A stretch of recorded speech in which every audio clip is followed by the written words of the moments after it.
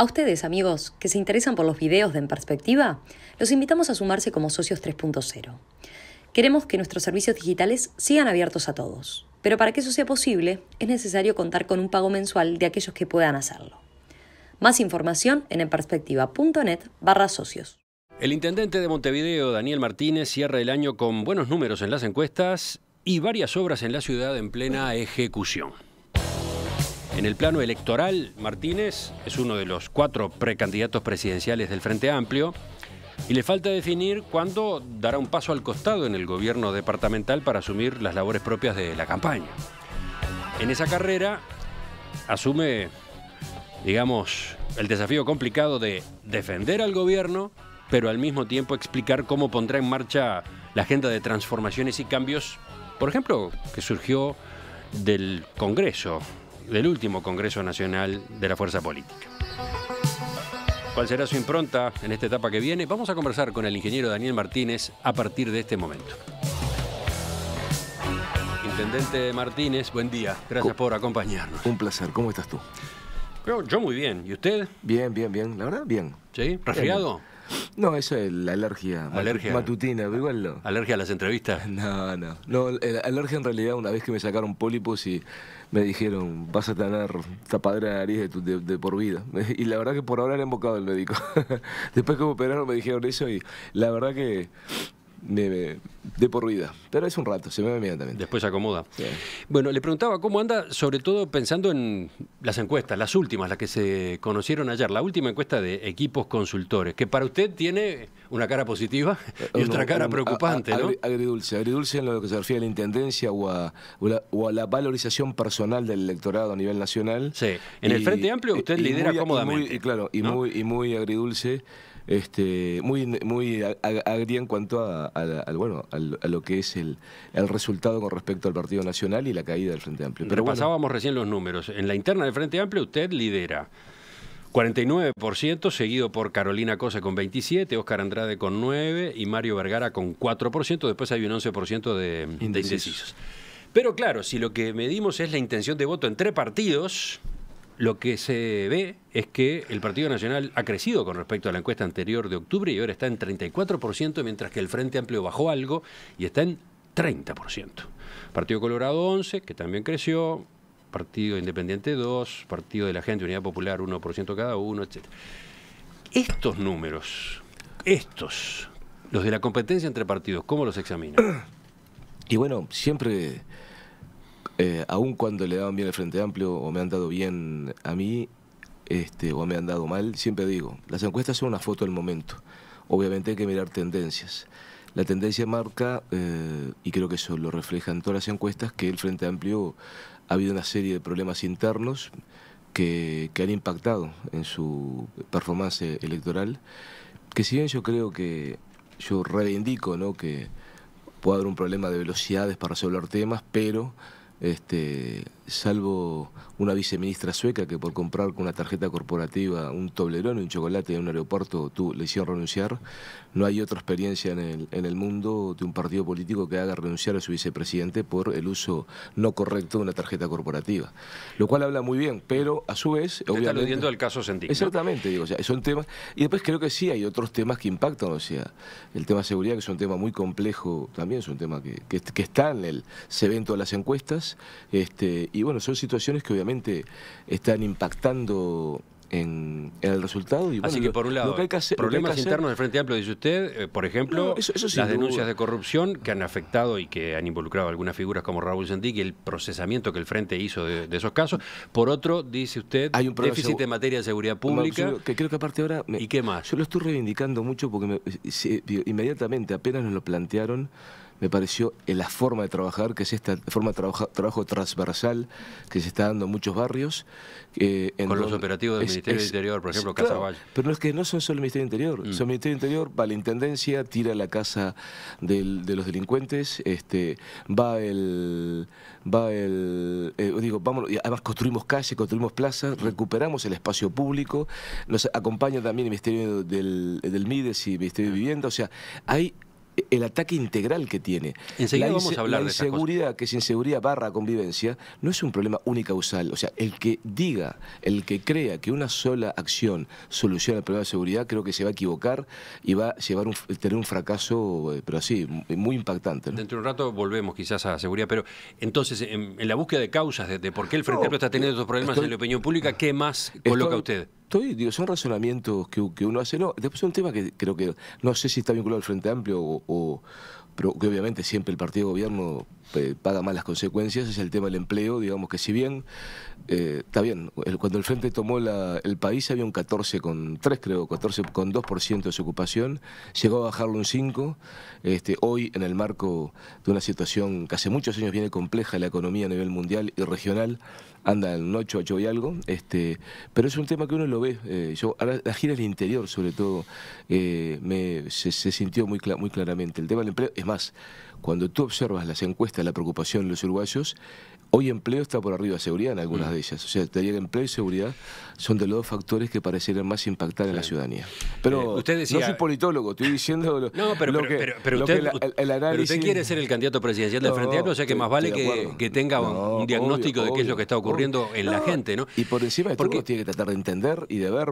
Usted decía, la encuesta es una foto, hay que mirar la película, pero se puede ver una película bastante más larga que la de los últimos meses. Si comparamos con 5 años atrás, cuando empezaba el ciclo electoral anterior, 39%. La diferencia es enorme, ¿no? Porque, por ejemplo, si vamos a las encuestas de cifra, hace 5 años el Frente tenía 44% y hoy tiene 30-31%. En general era 38-39 en este momento. A esta altura era 38-39. Pero está bien, o sea, digo, para comparar. En aquel momento estaban prácticamente empatados Frente Amplio y oposición, 44 a 45%. Sí.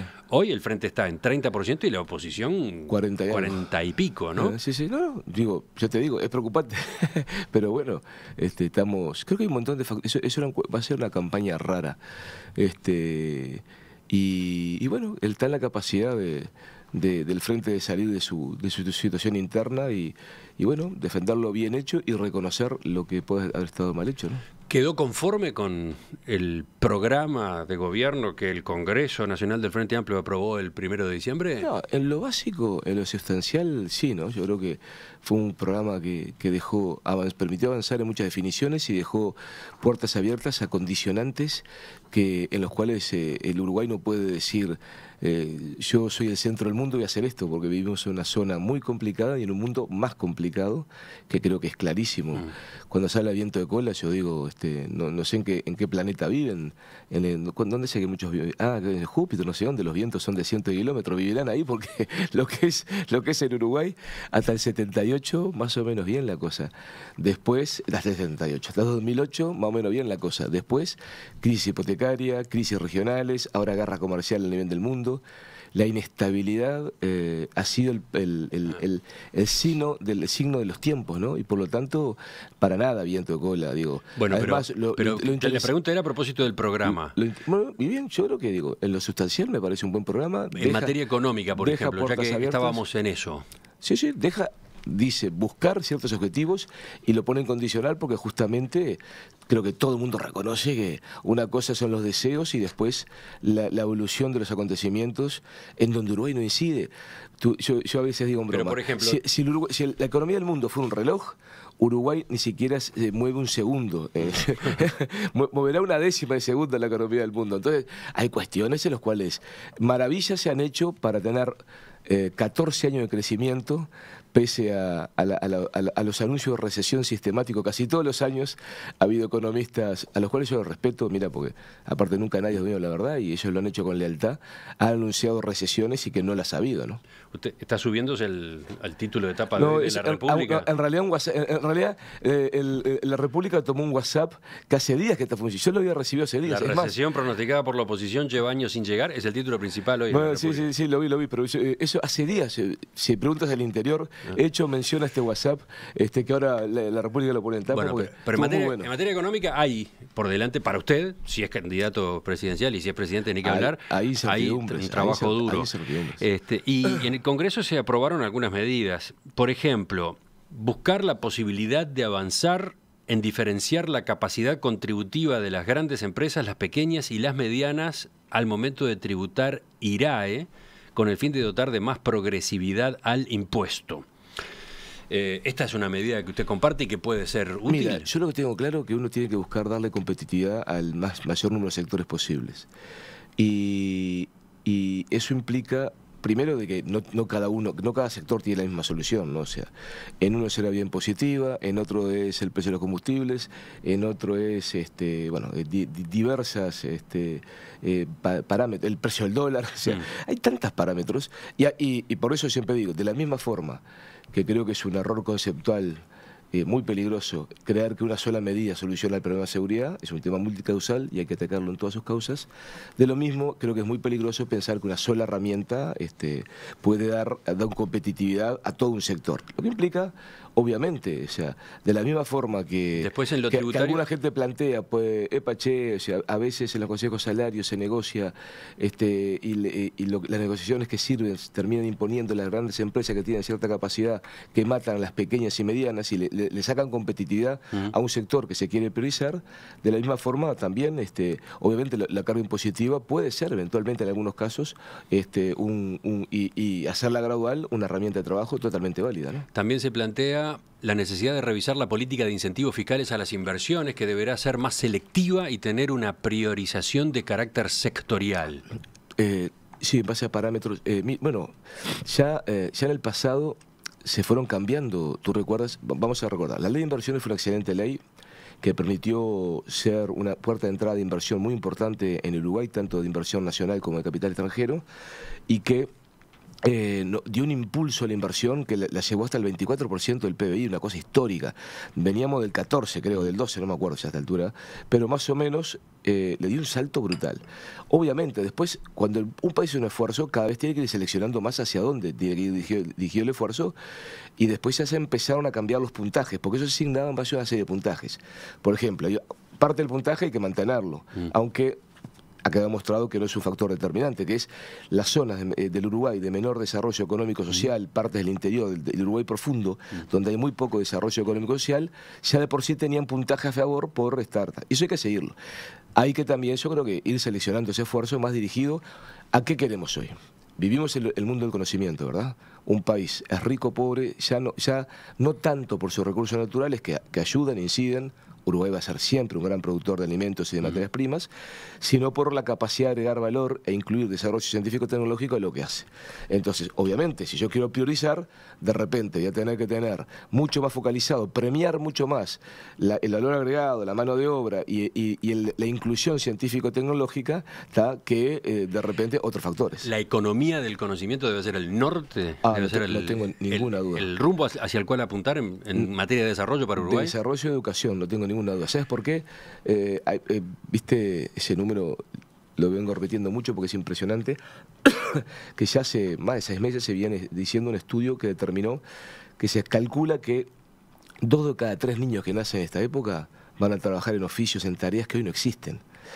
O sea, lo que implica, 2 cosas implica. Pucha, formemos a nuevas generaciones para esa velocidad de cambio revolucionaria. Se va a dar una revolución en el empleo diferente. Y segundo, empecemos a pensar cómo recapacitamos a la generación sándwich que lo que sabía hacer va a dejar de ser tan útil y va a haber que recapacitarla para no pasar a dejar de ser alguien con un buen salario, con orgullo de su trabajo, a pasar a sentirse el último orejón del tarro. Ahora, entre las medidas que se proponen también está estudiar la posibilidad de disponer de parte de las reservas internacionales del país en la línea de contribuir con el desarrollo productivo. Esto de tocar las reservas cada tanto vuelve en el Frente Amplio, ¿no? Es que yo creo que, vamos a entender. No está como una medida obligatoria. No está como medida obligatoria. Yo estudiar creo que la posibilidad lo que está bien... ¿Está dispuesto a aplicar esta medida? Le digo, tú sabes que la economía es todo un balance de muchos factores. Si tú dices el déficit fiscal es lo único que importa, no es lo único, a la pucha, pero importa, ¿verdad? Es como la discusión que yo di al principio la Intendencia, ¿no? La Intendencia había una especie de frase matrizada que decía: la Intendencia siempre tuvo déficit y nunca pasó nada. Le digo, sí, no, claro, porque estamos trabajando para los bancos. Le digo, si te vas endeudando cada vez más, la plata que uno recauda, en vez de dedicarla a hacer obra, se la pagás a los bancos. ¡Ah, qué vivos que somos! No, o sea, importa el déficit fiscal, importa tener un grado inversor. Ahora, ¿es lo único? ¿Es lo único? Puede haber un año con déficit y que haya que hacer una gran inversión en infraestructura. O sea, es un tema. La flexibilidad, yo creo que no entender, o sea, modelos rígidos con posiciones fundamentalistas han llevado al fracaso, no tengo ninguna duda. Pero, por ejemplo, yo hace unos días entrevistaba al economista Pablo Ferreri, su secretario de Economía, y él decía, no, yo no tocaría esa reserva para esto. En un principio, no, yo te digo, porque afecta a un montón de otros factores que son muy importantes también. Sigamos. Entonces, lo que uno no puede hacer es decir alegremente, toco uno y me olvido que eso impacta al otro. Epa, hay que mirar con cuidado. Volvamos a lo tributario para redondear este capítulo. Dice el programa: bajar en términos relativos la carga tributaria a trabajadores y MIPYMES, persiguiendo el fin de que pague más el que tiene más. Bueno, eso es un principio filosófico que creo que es válido, ¿no? Es más, ahí está de acuerdo. Si uno quiere fomentar el emprendedurismo, tiene que dar capacidades a las pequeñas y medianas empresas de carácter emprendedor.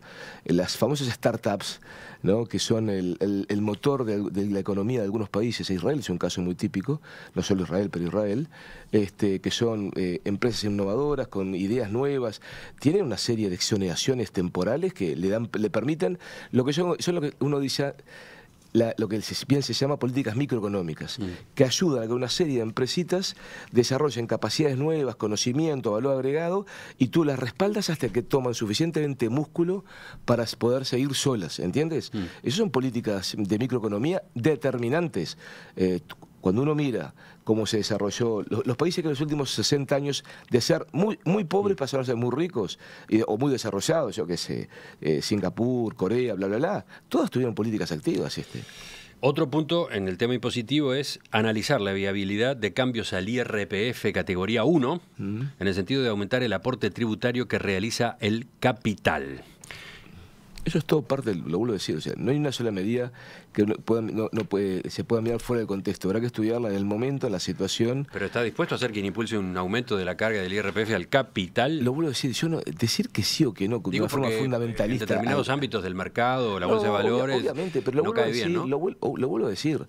Lo que importa es el resultado global como nación. Me niego a estudiar por separado algunas medidas. Y aparte, bueno, hay que ver en cada caso cómo impactan, qué derrame positivo tiene, qué derrame negativo pueden tener. Y o sea, yo no soy fundamentalista y por lo tanto no descarto ninguna de esas medidas, sobre todo la de lograr la mayor justicia tributaria, pero, y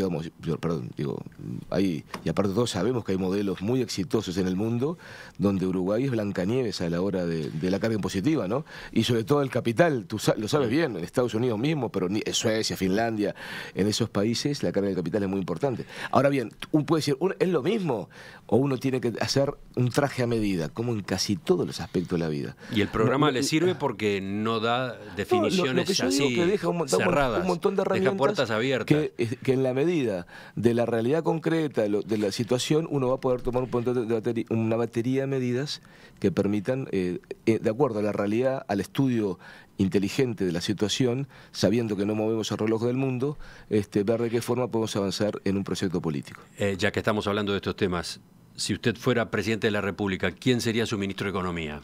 El tiempo lo dirá. A ver, pero Danilo Astori lo está apoyando a usted. El Frente Libre Sereñi lo apoya a usted. Él ya dijo que no. Y ahí, Álvaro García, director del OPP, que es socialista igual que usted. Hay un montón de gente posible. Su director de Hacienda, Juan Belker. Hay un montón de gente. Por suerte tengo un montón de amigos y un montón de gente posible. Yo creo que primero hay que ver qué pasa en la interna. La interna tiene que cerrarse para uno empezar a poder trabajar en esos temas. Con casi todos esos que tú mencionas y otros muchos más, yo he estado conversando de temas de economía. ¿Van a integrar un equipo económico si usted es presidente? No, también gente que no mencionaste y que alguna gente ¿y hablaste con ese? Sí, hablé con ese. ¿Quién, por ejemplo? No importa. Pero dígale un nombre más. ¿Está hablando de frente amplistas o no frente amplistas? Sí, sí, algunos sí, otros no. Pero yo creo en escuchar, lo hice también para la Intendencia, me fui reuniendo con gente muy diversa, inclusive con gente ni siquiera frente amplista, pero que tenía un conocimiento de lo que era la Intendencia, para que me diera su visión. O sea, nutrirse de los diferentes puntos de vista siempre enriquece, siempre enriquece. El tema de seguridad, creo que los conté en la autoridad, 18 personas me reuní, y ahí sí que estuvo todo el espectro, digamos, posible. Enseguida venimos con temas como ese, el de la seguridad pública. Daniel Martínez tiene 61 años. Tú lo has dicho. Es intendente de Montevideo. Antes fue senador por el Partido Socialista en el periodo 2010-2015. Fue ministro de Industria, Energía y Minería de marzo de 2008 hasta marzo de 2010. Y fue presidente de ANCAP entre marzo de 2005 y marzo de 2008. Esto en cuanto a responsabilidades de gobierno. Antes había estado en el sector privado. 12 años. Y al comienzo de la vida democrática, del regreso a la democracia, se lo recuerda por su actividad sindical en la Federación ANCAP, ¿no? Entonces era empleado de ANCAP. Y en el Secretariado Ejecutivo del PCNT. Le estoy preguntando al ingeniero Martínez a propósito de algunas definiciones programáticas que el Congreso del Frente Amplio adoptó a principios de diciembre y cómo las maneja, cómo se planta frente a ellas.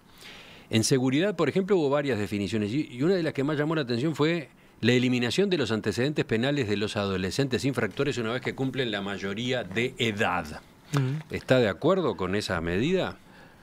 Bueno, una vez que lo decía el Congreso, no digo que sea mandatorio porque depende de un montón de cosas. Entre otras cosas, depende... Eso fue parte de un acuerdo político, recordemos. Bueno, ese es uno de los puntos polémicos, ¿no? Es un primer tema. El Frente Amplio está dando marcha atrás con un acuerdo multipartidario. Claro, exactamente. Yo, en ese sentido, que filosóficamente esa resolución va en cuanto a la Declaración de los Derechos del Niño y del Adolescente, no tengo ninguna duda. Estamos de acuerdo, ¿no? Eso es mucho más coherente con lo que el mundo dice de cómo hay que tratar estos temas que otras resoluciones. Pero, a su vez, es cierto que eso salió un acuerdo político, ¿no? O sea, que involucró, y que fue una resolución parlamentaria, y bueno, y que involucró negociaciones y, bueno, y situaciones particulares, ¿no? Yo la verdad que, digo, es un tema que... como siempre, los acuerdos, obviamente cada legislatura, pero también hay que buscar cumplirlos y bueno, y en todo caso ver en cada legislatura cómo encarar el debate de los mismos, ¿no? Acá esta medida la propuso uno de los sectores que apoyan su precandidatura, Casa Grande, ¿no? Pero que el Frente de la Unidad de los Diversos no tengas ninguna duda. Sí, pero por ejemplo está la pregunta de si, teniendo en cuenta lo sensible que es el capítulo, el problema de la seguridad pública, al Frente Amplio le sirve, o a un candidato presidencial del Frente Amplio le sirve estar anunciando esto, ¿no? Primero, el doctor Javier Miranda, por ejemplo, presidente del Frente, cuando lo entrevistamos, decía que si bien filosóficamente estaba de acuerdo, no le pareció oportuno. Eso fue lo que yo dije, o sea, además que primero es un acuerdo, y un acuerdo es una cuestión que digo que más que nunca hay que cuidar en estas etapas de gobierno, porque yo estoy convencido de que si seguimos, gane quien gane, si seguimos el canibalismo político que existe en el sistema político uruguayo, donde las elecciones empiezan al otro día del balotaje, vamos a tener un bloqueo en un mundo recontra complicado. Cambiar en un mundo con un cambio que mucha gente, yo creo que no se da cuenta, por eso la flexibilidad, manteniendo nortes conceptuales y éticos de redistribución de riqueza, de desarrollo, etcétera, pero hay que tener una flexibilidad. Entonces me parece que ahí hay que cuidar con mucho y sembrar, regar todos los días la planta, sacarle las malezas para la planta, de lograr política de Estado, acuerdos, aunque sea sobre un tema, seguridad, educación, vivienda, logramos un 70% de acuerdo, bueno, cerremos el 70% entre todos los sectores políticos o los que más se sumen estén dispuestos a acordar y discutamos sobre el 30%, pero no andar comiéndonos los talones todos los días. Y perdón, lo hizo el Frente antes también, vamos a entendernos. Sí. No estoy acusando a la oposición. Y siempre pongo el ejemplo de la ley de puertos. Porque la vi el impacto positivo que tuvo y en su momento el Frente no lo votó. Así como la oposición se ha dedicado a ser una máquina de negar y decir todo que no, inclusive cosas, o de anunciar recesiones y ligarse unos cuantos porrazos. Porque un año que ahí está, ¿no? Que se anunció una recesión, el país creció un 4 con algo. Así que, pero no podemos, no importa quién es. Así como el Frente puede haber metido la pata en algunos temas, yo siempre digo ley de Puerto y recuerdo al querido amigo presidente en su momento y yo vice de la Asociación de Ingenieros, Eduardo Álvarez Massa, y que demostró ser una muy buena ley, mejorable de repente, pero una muy buena ley. Me parece que no podemos ir toda la vida matándonos. Busquemos hasta dónde podemos acordar, respetemos los acuerdos, sobre eso construyamos política de Estado y vayamos para adelante en los otros temas. Así que entonces este punto del programa es delicado. Un tema delicado. Hay otro vinculado con seguridad pública, que es la derogación de la prisión preventiva obligatoria a los menores infractores, que hoy puede extenderse hasta por 150 días, esperando que el juez dicte sentencia. Sí, son temas, vuelvo a decirlo, esos son temas de vuelta. El mundo va para ese lado, ¿de acuerdo? O sea, en el sentido de lo que se ha acordado como parte de los derechos humanos. O sea, pues los derechos del niño y adolescente son parte de los derechos humanos. Por lo tanto, filosóficamente no tengo ninguna duda que es correcto. Hay que ver la oportunidad. Sí, mientras yo lo escuchaba hablar de la necesidad de políticas de Estado, Sí. que es interesante que enfatice en esa dirección, también pensaba otra cosa.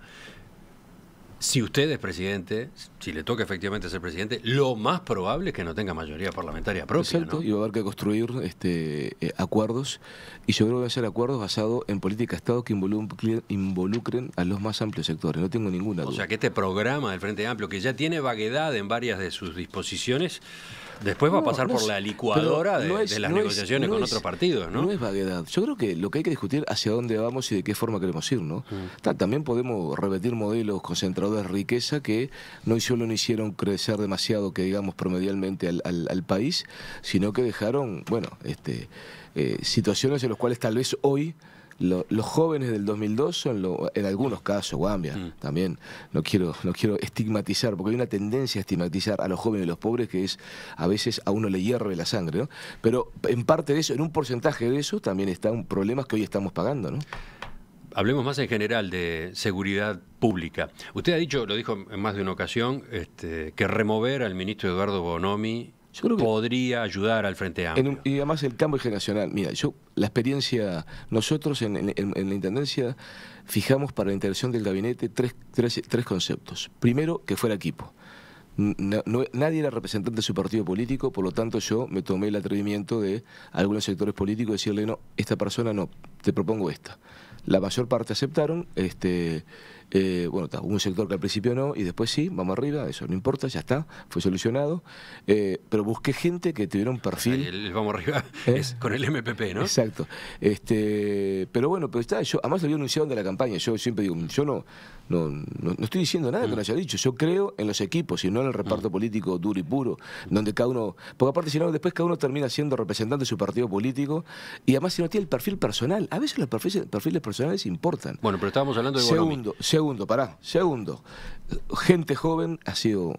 y tenemos un gabinete que tiene un promedio de gente joven inédito en la historia política uruguaya, y tercero, muchas mujeres. Los tres factores han sido, para nuestro entender, determinantes a la hora de lograr un modelo de conducción de trabajo transversal, de meter para adelante, de afrontar juntos los problemas. Yo creo que la renovación generacional es importante, y más cuando hace tantos años que está en el cargo. O sea, ahí usted adelantó criterios para la conformación de su gabinete si termina siendo el presidente de la República. Sí, aparte digo, los va a mantener, lo que aplicó ahora. No, exactamente. Bueno, pero la pregunta venía a propósito de Bonomi ahora. Y lo vuelvo a decir, ya lo dije en su momento, yo creo que a veces, valorando mucho el trabajo que se hizo, es bueno un recambio generacional. ¿Y qué le ha dicho Bonomi cuando se han encontrado? Nada, nos saludamos, con mucho respeto. Él también ha hecho... Vamos arriba. él ha hecho comentarios a veces vinculados y me parece que cada uno tiene... Mientras sea con respeto, y además no era ataque a la persona, en esto para nada. Sí. Ahora, ¿con Vázquez lo ha hablado, con el presidente Vázquez? Pues yo no, porque esa medida no se está tomando. Pero yo quién soy para decirle a Vázquez, che, hace esto, no, yo... Es el precandidato que lidera en la interna. Cada uno puede expresar las opiniones que tiene conveniente. Bueno, pero más en general... ¿Usted ratifica la política de seguridad pública que se ha estado siguiendo? Yo lo que me gusta mucho es el acento que se ha dado ahora. Uno también se basa en las experiencias, ¿no? En la administración pública, las chacras son la característica, ¿no? Tanto creo que a nivel del país, con los ministerios, como a nivel de los departamentos en la Intendencia de Montevideo, que la que puedo yo hablar. Romper las chacras fue determinante, eso de trabajo en equipo, transversalidad, gestión por proyectos, temas que no va a dar tiempo a hablar, fueron determinantes en una parcial mejora, pues falta muchísimo, de funcionamiento en la Intendencia. Lo mismo creo que hay que hacer a nivel nivel de gobierno nacional, ¿no? Imprimir, entender que las cosas no son unicausales y que por eso mismo el tema seguridad es un problema de inclusión, es un problema de generaciones que se criaron sobre todo en las épocas de las políticas neoliberales, en medio de una época que había un 32% de pobreza y llegó a haber un 48% de pobreza, donde la indigencia llegó a ser un 6%. Indigencia es gente que no tendría que estar viva, ¿de acuerdo? El país tuvo un 6% y cuando tomó el Frente Amplio un 4,5%. O sea, en ese marco se crearon un montón de condiciones y un montón de situaciones que, sumado al tema de la droga, el crimen organizado, encontraron campo fértil para que una parte de esa sociedad que había estado excluida de todo, generación tras generación, golpeada y sin perspectiva, sin sentido de futuro, porque el sistema no se lo daba. Ahora bien, entonces, ataquémoslo transversalmente. ¿Qué se está haciendo ahora para mí con estos operativos liderados por Presidencia, ¿no? Donde el Ministerio del Interior trabaja y va digamos, detiene a los delincuentes y desestructura a las bandas, pero va a la Intendencia, les tira los búnker con las retroexcavadoras, hace calles, como en algunos casos los Palomares, algunos espacios públicos, se devuelve el territorio al Estado y a la gente, al 98% de los vecinos honestos, y entonces dejan de ser. Inclusive hay un factor que es muy importante, ¿no? Yo me lo decía en Medellín porque hicieron lo mismo. Sí. Uribe en su momento metió al ejército, hubo 3 días de masacre y se fue el ejército y las bandas de la droga siguieron dominando, como está pasando en Río Janeiro. El ejército no solucionó nada. Por parte del ejército es para defensa, no para represión, ¿no? Está para el libro. Pero además, en Medellín se solucionó el tema donde había masacres de todo tipo. Hoy hay espacio público, bibliotecas, integración social. La política en Medellín fue mucho más drástica, mucho más potente que esta que usted está elogiando de ahora o la que puede hacerse. Pero por eso digo, es un camino. Porque una de las claves en Medellín es llevar a esas zonas complejas, a esos barrios violentados, sí, ¿no? Sí. Como dicen ellos, donde el Estado ha perdido el dominio. Llevar infraestructura, pero de altísima calidad, mucha infraestructura y de altísima calidad. Pero por eso digo, vamos en la línea. No, lo tengo claro. O sea, yo tengo mucha amistad con el alcalde de Medellín, que aparte no es un hombre de izquierda para nada, y es un hombre salido de la sociedad, digamos, Federico Gutiérrez, y tú eso, o sea, y relatas, y lo que hizo anterior Gaviria y el anterior, que no me acuerdo, todo lo que hicieron fue eso, meter infraestructura de calidad, pero también cuando tú haces una plaza, le estás dando, cuando tú construyes una calle que no existía, estás permitiendo, digamos, mejorando la infraestructura urbana. Ese es el camino, no hay ningún lugar a duda. Por eso, no es solo la represión es importantísima, cuidado. Tampoco, porque hay algunos que se pasan de la línea y dicen, no, la represión no importa. No. Por ejemplo, usted hace como Frente Amplista autocrítica con respecto a lo que fue el primer periodo del gobierno 1 de Tabaré Vázquez. No hago autocrítica, lo que yo digo que es una síntesis, no es una sola cosa, esto es multicausal. Se fue demasiado blando en el arranque del primer gobierno Vázquez en materia de seguridad pública. No tengo que calificar, aparte, bueno, uno encontró un Ministerio del Interior donde los policías tenían un traje cada 4 años, donde no cobraban sueldos de hambre, donde los jefes de policías eran nombrados políticamente por cuota política y a veces sin tener ninguna idea de nada. No compares un periodo donde hubo que reconstruir hasta democráticamente un Ministerio del Interior con lo que hay ahora. O sea, hoy por hoy hay buenos salarios, hay tecnología, tienen todos los elementos que corresponde. O sea que entonces, volviendo al presente, de la política que se está siguiendo en materia de seguridad pública, lo que usted confirma y comparte es el giro de estos últimos meses. Creo que está en la línea totalmente correcta. Atacar a los sectores de la delincuencia, muy duro, desarmarlos, por parte de lo que yo te decía, en esos lugares, los botijas, hasta que no se hizo esto, su ejemplo de vida para tener los campeones de marca, el televisor más grande, la moto, no sé cuánto, eran los delincuentes. Cortar la cadena, inclusive, del mal ejemplo de vida. ¿Quién es su referente en temas de seguridad pública? Yo tengo un equipo que está trabajando con... De vuelta, menciona algún nombre. Pero ¿y por qué tengo? Yo ni siquiera soy candidato. De repente cuando sea candidato, sí. Pero es interesante saber cuál es su equipo. He venido trabajando, ya digo, ahí hablé con 17 personas, pero digo, tan variada como Paternán, Leal, Jorge Vázquez, un equipo de sociólogos que viene trabajando en la órbita del Ministerio del Interior. Yo qué sé, pará, minuto, me estoy Jorge Díaz, he hablado con un montón de gente, con los cuales con todos tengo mucho respeto, porque uno lo que tiene que nutrirse es de elementos, no es que uno tenga, el que diga que tiene todo cerrado como un paquete, miente, o sea, lo que yo hice sí fue irme nutriendo un montón de información, al ir a lo largo de 6 meses ir juntando con una serie de gente, lo mismo hice para la Intendencia, uno va madurando una idea y diciendo, no, el camino es este. Ahora, la construcción de con quién es, no, hoy no es el momento, hoy es el momento de dedicarle a la campaña electoral, por más que la cabeza tenga algunas cosas. A propósito de lo que veníamos conversando, a propósito de las políticas estas en barrios violentados, dice Graciela desde la audiencia: bibliotecas, bibliotecas y más bibliotecas. Bueno, ¿viste? Esa es una de las claves. Daniel dice, porque por lo visto tiene confianza con usted. No, y aparte también, ayer inauguramos, creo que es la 3ª o 4ª de este periodo. Y el 2 de enero inauguramos la del Castillito. En realidad va a empezar antes, pero la inauguración, la reapertura oficial con toda la biblioteca, todo el Castillito del Parque Rodó. Sí, pero estos oyentes están hablando de barrios... No, también. Hemos elaborado en Santiago Vázquez dentro de poco también. ¿Y sabes por qué las bibliotecas? Lo que pasa es que al principio no teníamos recursos para hacerlos. Ahora ordenamos la economía, hay una serie de 5 o 6 bibliotecas y muchas infantiles y para jóvenes que se están inaugurando en los barrios. Ahora también lo están escuchando desde Colombia y entonces Silvio dice: comparar el caso de Medellín con Montevideo es hacer una simplificación demasiado grande, algo fácil de vender pero insostenible con acciones. No, estoy de acuerdo que es un modelo, estamos hablando de un modelo, obviamente. El modelo es, y aparte el nivel de violencia que había allá era infinitamente superior, ¿no? Tampoco se puede, nuestra idea era comparar un modelo, no dijimos que fuera lo mismo. E inclusive lo mismo, porque Medellín como tiene la empresa eléctrica propia, es de la municipalidad, de la alcaldía, como tiene el correo y las comunicaciones, bueno, tiene varias empresas, tiene una fuente de recursos propias descomunales, muy interesante. A mí, denme la venta de energía eléctrica y las comunicaciones y eso para ver este video, y seguramente tiene una caja muy interesante para hacer cosas muy interesantes. Estamos ya en la hora de la mesa, pero vamos a incluir una tercera parte de esta entrevista con 3 o 4 preguntas más enseguida. Dale, muy bien. Intendente Martínez estaba revisando durante la tanda las participaciones de los oyentes, los mensajes. Hay quienes lo critican a usted porque no es suficientemente concreto en algunas respuestas, y hay varios que me critican a mí porque no lo dejo explayarse. Bueno, hay gente para todos los gustos. De todas formas, algunos quieren que uno ya tenga todo definido hasta las comas. Digo, tú quieres que hasta que nombre mi gabinete, ni siquiera soy candidato, soy precandidato. No, pero la gente tiene que entender. Digo, uno no tiene, está elaborando, discutiendo y retroalimentándose la sociedad. Estas giras al interior, yo estoy reuniéndome con fuerzas sociales, económicas y vivas de los diferentes departamentos. Uno se va retroalimentando. Es mentira eso de que... Porque aparte, cada país es cada país. Las políticas son un traje a medida. No podemos copiar modelos.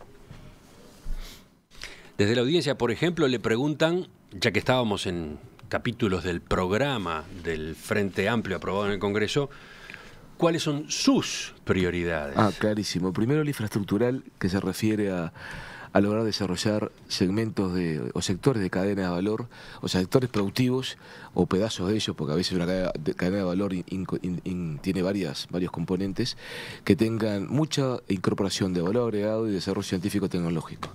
Lo vuelvo a decir, vivimos el mundo del conocimiento. Lo vuelvo a decir, 2 de cada 3 gurises que hoy nacen, niñas y niños, van a trabajar en tareas o en actividades que hoy no existen. Por lo tanto, tenemos que avanzar. Hemos llegado, somos el país con más riqueza por habitante por año en Latinoamérica, pero para darle el salto en calidad nos falta. Por eso el famoso nuevo impulso, ¿de acuerdo? Hay que avanzar hacia el nuevo impulso, uno que nos permita desarrollar segmentos o actividades económicas, mucho software, por decirlo así, porque todo el mundo sabe lo que es el software, que hay desocupación negativa, falta gente y que le exportamos a Estados Unidos, que es el principal cliente. Bueno, eso primero, lo infraestructural. Después hay que hablar, avanzar en el camino que se está tomando ahora en el tema seguridad, avanzar, profundizar lo bueno hecho y lo que falta por hacer, sobre todo la universalización de la financiación de la enseñanza secundaria y que un sector más importante desarrolle actividad, llegue a enseñanza terciaria, o sea, como determinante. Primera infancia, porque si tú no formás las capacidades, las conexiones neuronales en la primera infancia, que es parte de lo que está pasando hoy, producto de las políticas neoliberales de los 90 y 2000, ¿de acuerdo?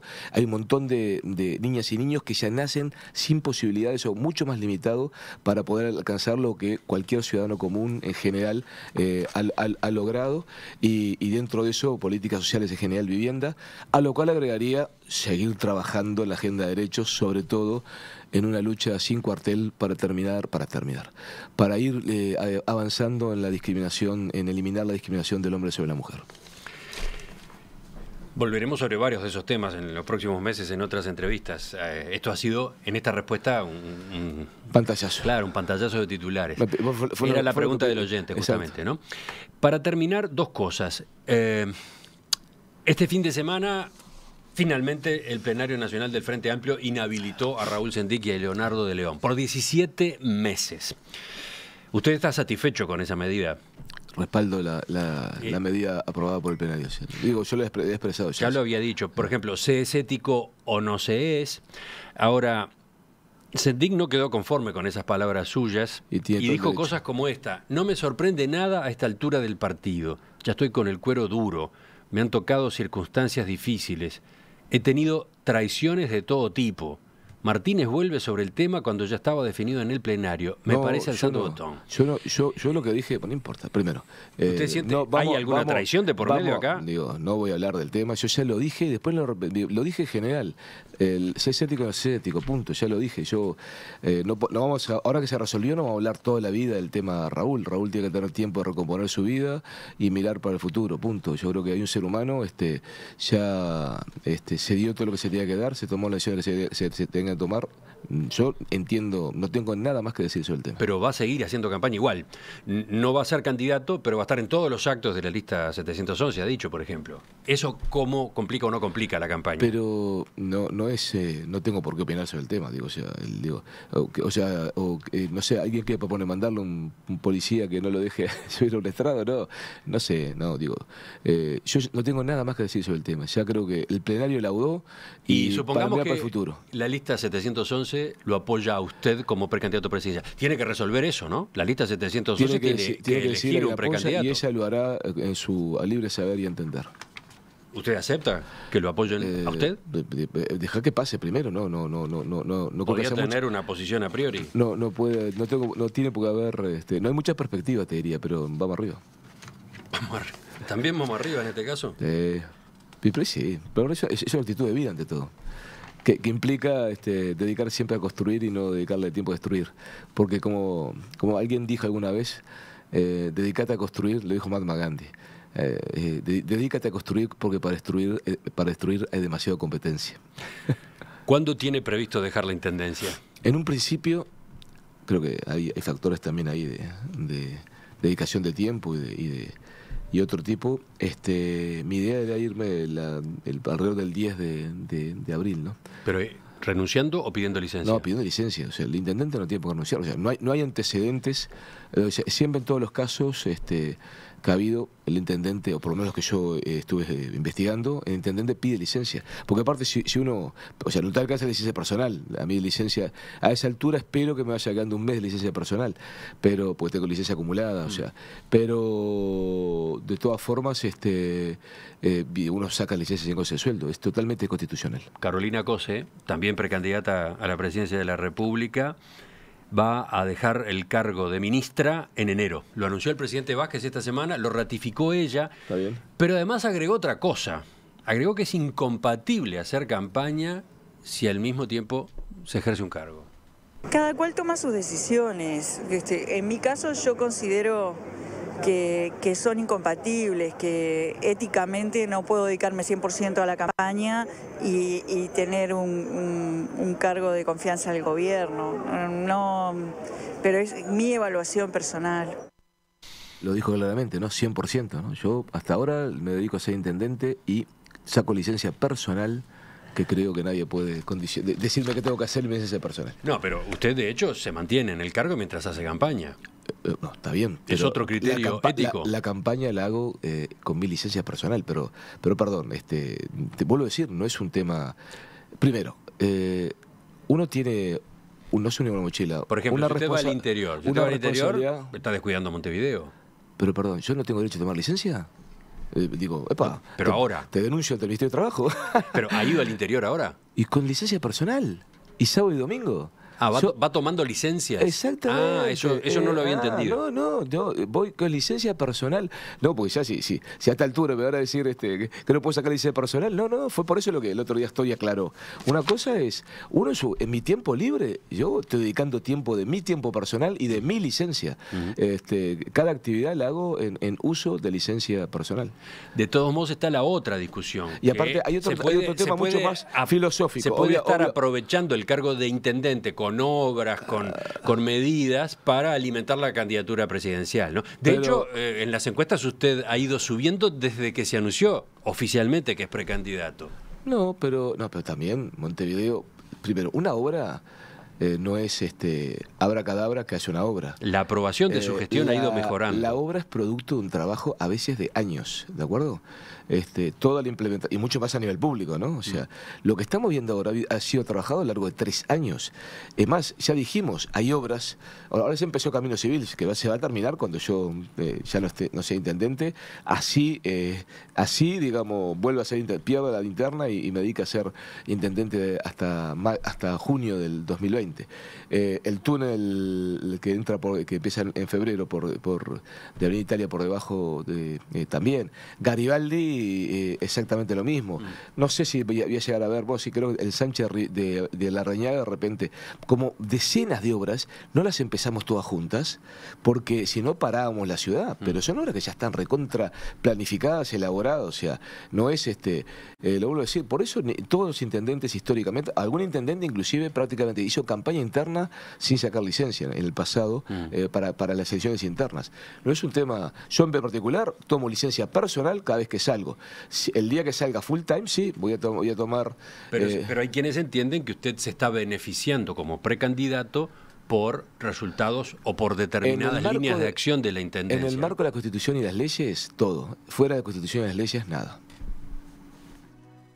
Ingeniero Daniel Martínez, intendente de Montevideo y al mismo tiempo precandidato a la presidencia de la República en el Frente Amplio, gracias por acompañarnos esta mañana. Pero muy bien, un placer. Volvemos a conversar en cualquier momento. Cuando tú gustes.